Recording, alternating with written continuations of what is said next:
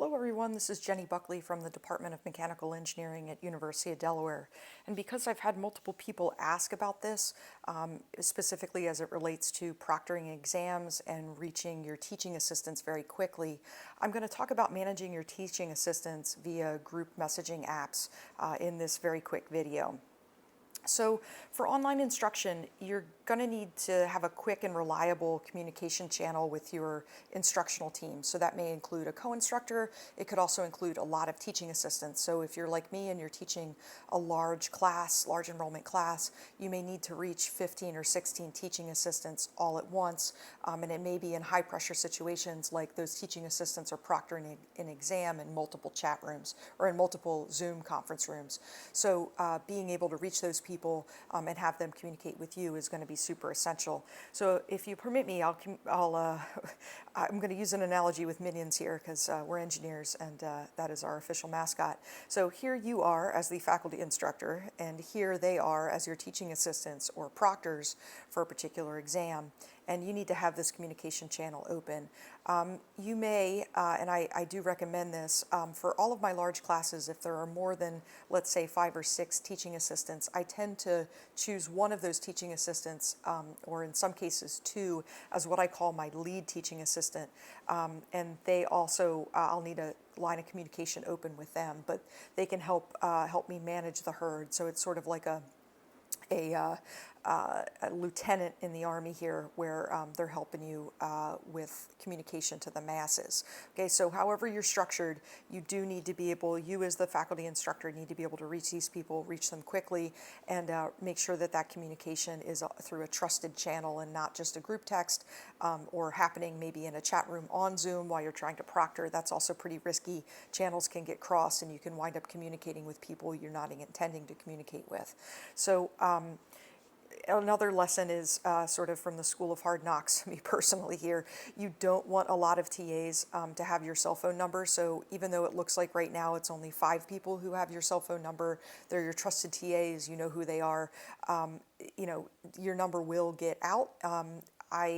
All of us have different levels of privacy with our own cell phone numbers. I'm not super private, but I definitely don't want 150 undergraduates with my personal cell phone number over the years, right? So then you've got multiple years you're teaching this course, you've been doing this for a while, your cell phone number is suddenly out to a lot of people, and we all know that guy. So if I were to guess from the minions here, it would definitely be this character here. You could expect to get a message at 3 o'clock in the morning, text message, so it's kind of risky to have that many people having your cell phone number. And that, again, is why group messaging apps are so valuable, because they can hide your private number and you can communicate on your terms with these folks who, again, trusted TAs, right? Absolutely, they'll get my number, but the masses will not, okay?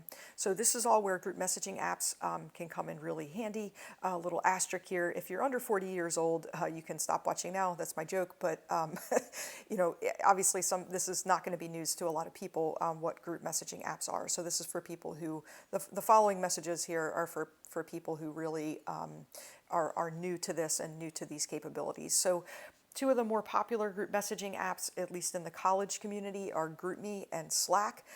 There are different kind of subcultures built around each one. Some particular departments are very into Slack. Slack has more of kind of a hackery reputation, maybe computer science and electrical engineering, although I've seen it used more broadly. GroupMe is our go-to in mechanical engineering here at University of Delaware. I don't know why. It sort of has critical mass amongst our undergraduate and graduate students, so we're all on GroupMe. The capabilities of these 2 are very, very similar. Basically what they do is it ties together through a common app your cell phone, which you have on your person at all times, and you're probably used to checking more than we'd like to say that we check, right? It ties together your cell phone and your computer. So there's also an app that you can run on your laptop that is also very helpful. Usually what I do with this is I check the app if I'm out and about, maybe I'm working in the lab or I'm out running errands or something, and I know that there's something going on very critical in my lab setting or with a class, I will set my notifications on my phone to display any messages I get from that group as a text message. So it'll actually come up, or I'm sorry, it'll come up like a text message. There'll be a notification that pops up on my welcome screen, so I can see that right away. You can also make it buzz and have all the usual features that you have on your particular phone. If I'm doing extended conversations or I want to give a lot of instruction, I will use the app within a browser window right on my computer, so I can create a lengthier text. Or I also use this when I'm setting up the chats. Your students may prefer to do everything from their phone, and that's fine too. They can use their phone to text, write text very quickly. I have slow thumbs like an old person. Okay, so for those of you who don't know what a group messaging app is, it ties together your phone and your computer through a common app.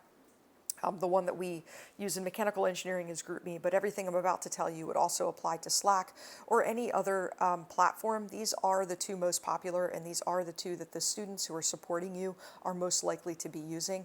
Things like Microsoft Teams, there's a couple others, a Facebook messaging app. Facebook is private, right? That's kind of your personal life. You don't really want to tie that in with work.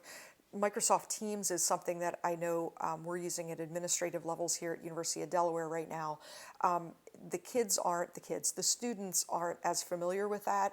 It also, the students aren't going to think that's cool. So use GroupMe or Slack. Again, I'll show the demo with GroupMe. But this is a newsflash, right? Your TAs are already on some sort of group messaging app. We know within our own department that there's probably a group chat going on amongst the entire class by the time they're sophomores, and they maintain that throughout their years. That's a good thing. It promotes really good communication and culture and shenanigans. So they're already on some sort of group messaging app. So probably the first thing to do is to talk to your TAs and set up your class communications on whatever platform your TAs are using. Again, they're probably on GroupMe or Slack, so you're going to make a decision between those two.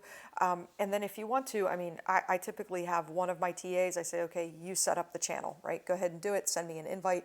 It's one less step that I have to do on my side. But you can just assign that to one of them to do, or do it yourself. I'll show you how to set it up yourself in just a sec. You then want to think about whether or not you want to have one group that you're communicating with or several groups. So for my large classes, I typically have a separate chat going with my lead teaching assistants for that class, then one for all of my teaching assistants in that class. We're going to be administering exams via Zoom proctoring, so I'm also going to have separate channels for just my TAs who are proctoring at that time for each exam, so I can reach them directly, right? And they can reach me, which is more important because they're proctoring. Okay, you want to set up your system on both your computer and your phone. I can't stress this enough. The value of this type of group messaging app is really that it can behave like, if you want it to, it can behave like a text message, essentially. You're seeing the message on your phone, you're responding to it in real time, no matter where you are out in the world. It loses its value when you're just always typing off of the computer screen. So setting it up on your phone allows you to receive emergency messages via your phone, but also then manage longer exchanges via the computer. Don't worry, the power of this type of group messaging app is that they don't have your cell phone number, right? So GroupMe is the only part of the system here that knows how to connect your cell phone and the group messaging app, right? Whether, cell phone and email, that's the only one that's making that connection. Okay, so what we're going to do now is end with a short demo of me messaging via GroupMe. So I'm going to set up a group and then control a couple features that might be interesting to you, and then I'll message a couple people. All right, enjoy. Okay, I'm going to run you through setting up a group communication channel through GroupMe. If your team is using Slack, I think the process is fairly similar, but we use GroupMe here in mechanical engineering, so I'll show you the GroupMe method. So first thing is to go to GroupMe, so groupme.com. If it's your first time using GroupMe, it's going to ask you to sign up. So what that sign up does is it creates a link between your email and your phone. So it is a good idea, since you're communicating for work at your university, University of Delaware, to use your UD account, and then you can use your personal cell phone number. Remember that GroupMe is going to tie those two things together, but it's not going to communicate your cell phone number to the other members of your group. So to them, it just looks like your username that's tied to your email and also tied to your cell phone. So that's what GroupMe does, is it hides that, that email address and also that cell phone number. So I am already using GroupMe, so I'm going to go ahead and log in. And that's going to bring me to this page. So you can see here I've got a whole bunch of different groups that are already active. Some of these are private messages with individuals who are already on GroupMe, and others are big groups. So for example, one of my big classes here, this is my GroupMe for all the TAs. So if I were to look at the members, here's everybody who's part of that. So this is every TA in the class. Then I also have a GroupMe here for just my 2 lead TAs, and you can see they made it a funny name. So they set this up, but this just has 3 members. So it's me and my 2 lead TAs. So if I need to reach them directly and quickly, I can do that through this channel, right?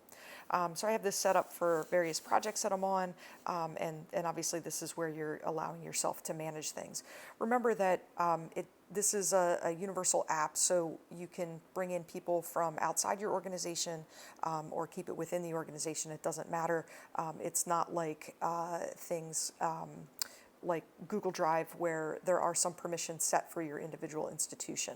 So this is going to be broad. Okay, so let's practice setting up a new group, which is, if you're the one that's going to do this, you may want to know this information. You can also just ask your teaching assistants to set this up for you and then invite you to join that group. So we're going to start with this button here, and it says start a new group. Okay, so new group, what's the title? I'll call this GroupMe Demo.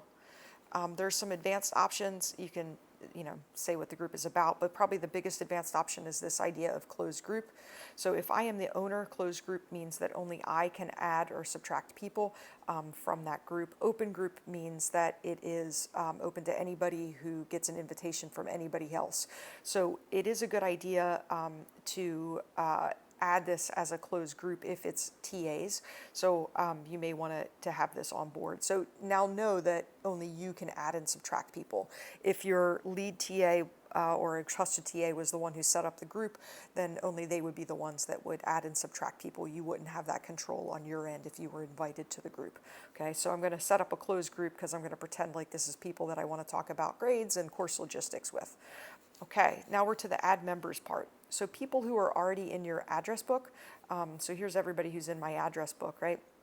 So let's say that I want to add, let's see, so many people in my address book. I'll add Anna, okay? So Anna is already in GroupMe, and then we've got Andrew.